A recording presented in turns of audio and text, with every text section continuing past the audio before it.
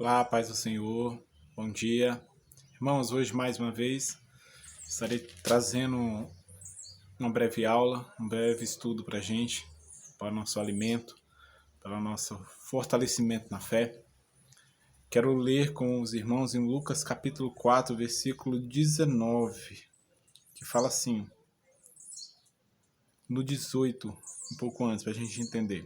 O Espírito do Senhor é sobre mim, pois me ungiu para evangelizar os pobres. Enviou-me a curar os quebrantados do coração e a pregoar liberdade aos cativos e dar vista aos cegos.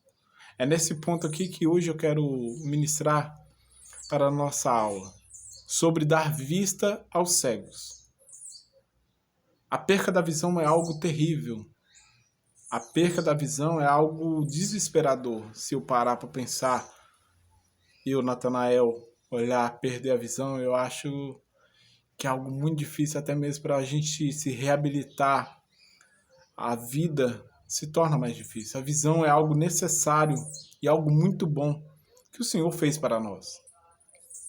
E o interessante é que em 2 Coríntios capítulo 4, versículo 4, fala que Satanás, o diabo, cegou o entendimento do ser humano, cegou o entendimento até mesmo do povo de Deus, em relação a quem é Deus, em relação que não existe Deus, em relação de zombar a Deus, fazer com que as pessoas fiquem cegas espiritualmente.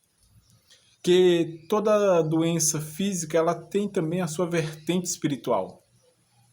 E hoje eu quero falar sobre a cegueira, sobre este mal que acomete não somente quem fisicamente está cego, mas também quem às vezes enxerga, tem olhos, mas não vê. E quem pode fazer algo por nossas vidas é Jesus. O interessante é que no Antigo Testamento, antes de Jesus chegar, não houve cura de cegos.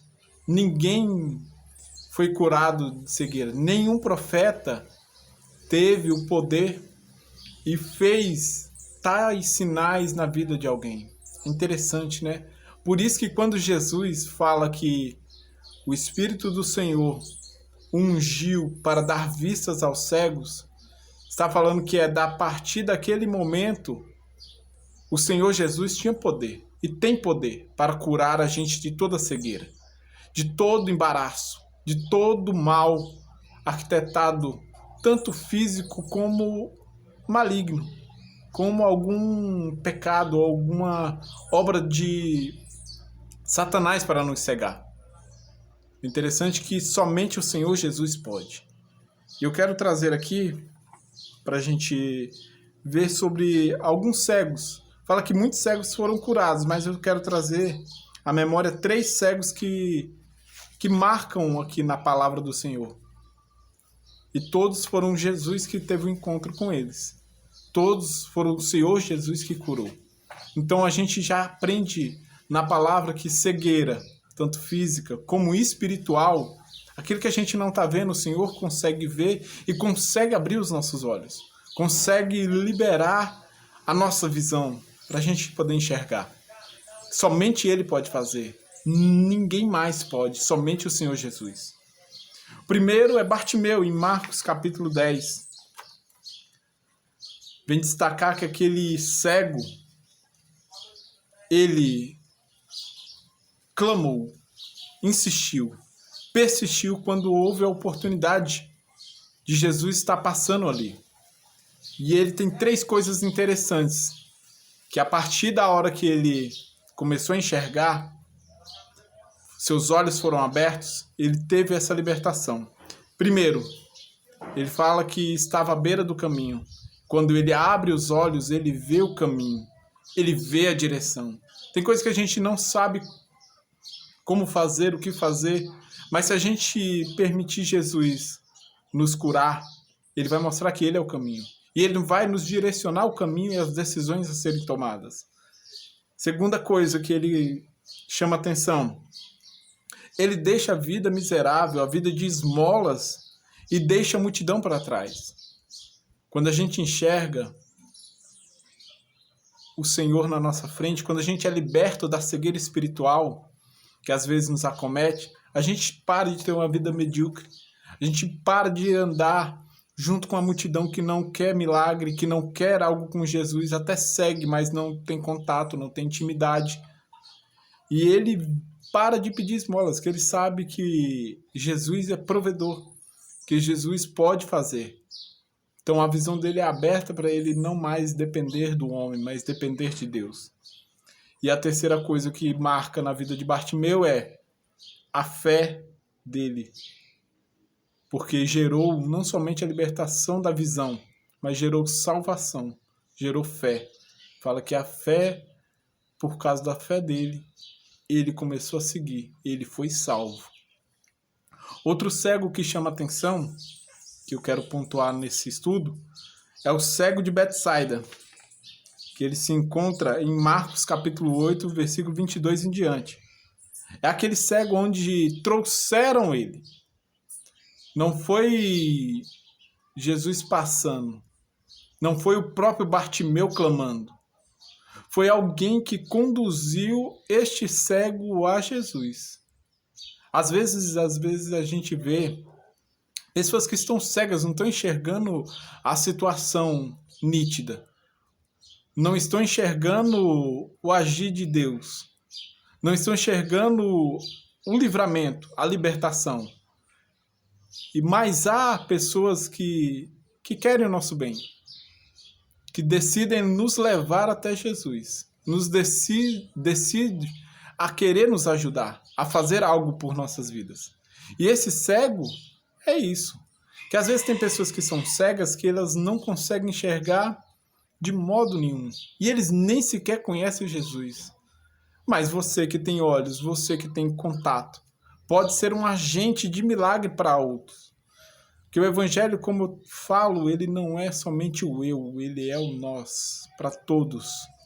A salvação não veio só para mim, a salvação veio para todos nós. E o Senhor quer que nós sejamos agentes do seu milagre, do milagre dele, do contato dele.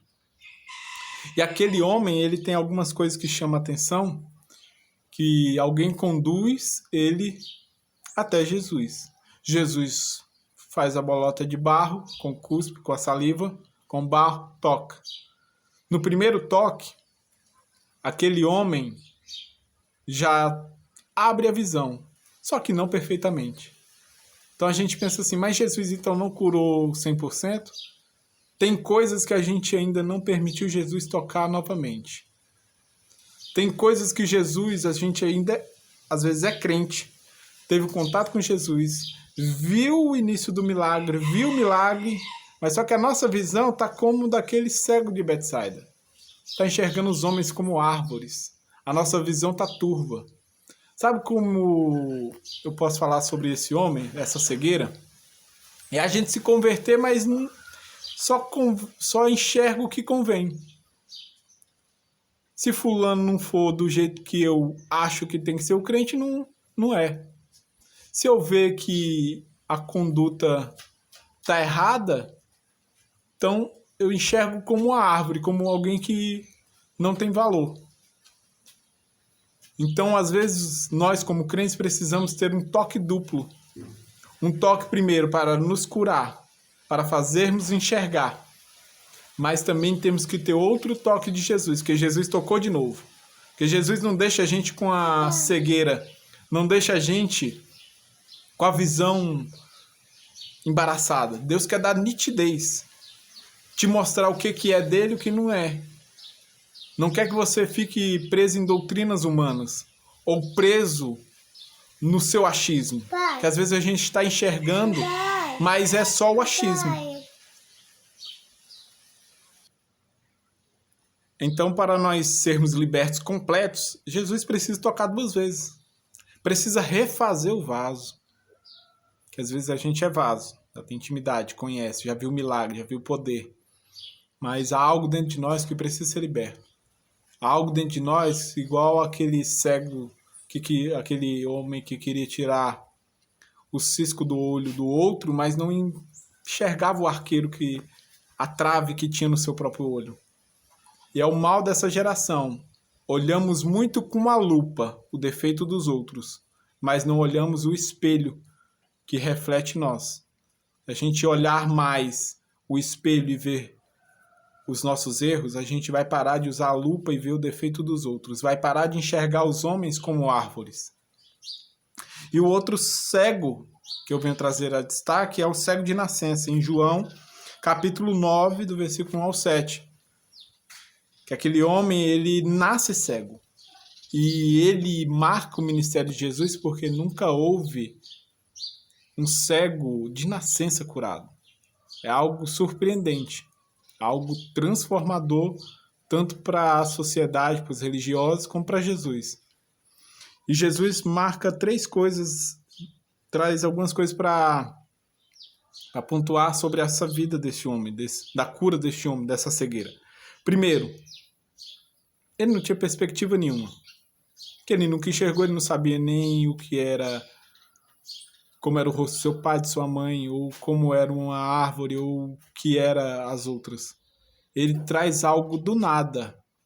Ele traz, como posso dizer, sonhos, traz vida onde só havia trevas. É ele mostrando que ele é a luz do mundo e que ele traz liberdade por completo. Você pode estar na cegueira maior do mundo, pode estar numa situação onde você não vê solução. Você pode andar em trevas, mas se ele quiser curar, se ele te tocar, se ele fizer o milagre, ele é poderoso e vai ocorrer. Então ele traz luz em meio a trevas. Ele traz claridade em meio à religiosidade. Que os religiosos não aceitavam que ele fosse curado. E muitas das vezes, aqui o terceiro ponto, fala que ele testemunhou que Jesus tinha curado.